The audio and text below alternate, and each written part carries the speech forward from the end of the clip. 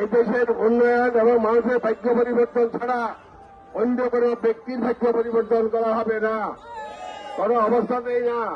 সর্বপ্রথম এই দেশের মানুষের শান্তি শৃঙ্খলা, আইনের শাসন, গণতন্ত্র, এমনকি আপনাদেরকে সুখে থাকার বাঁচে থাকার জন্য কর্মসংস্থানের অধিকার সবকিছু দিয়া মানুষ যাতে করে এই দেশকে উন্নয়নের চরম শিখরে এগিয়ে নিতে পারে তার সম্পূর্ণ ব্যবস্থা আমাদের সরকার করবেন, আমরা সেটা করব।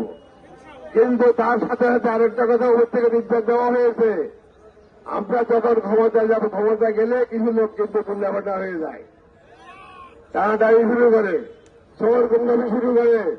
আমাদের দল প্রতিজ্ঞা করেছেন, আমরা প্রতিজ্ঞা করেছি, আমাদের দল ক্ষমতা যাওয়ার পরে আমাদের দলের নামে যদি কেউ অপকর্ম করে থাকে, একজন তৈরি করে থাকে, সে আমাদের আপন ঘরের সন্তানাপতি হয়ে থাকে, তার বিরুদ্ধে কঠোর ব্যবস্থা গ্রহণ করা হবে।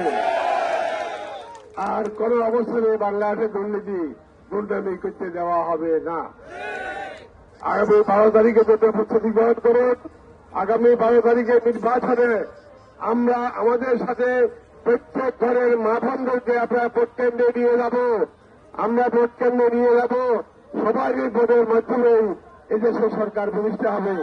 আপনাকে এই মতো একমত আছেন?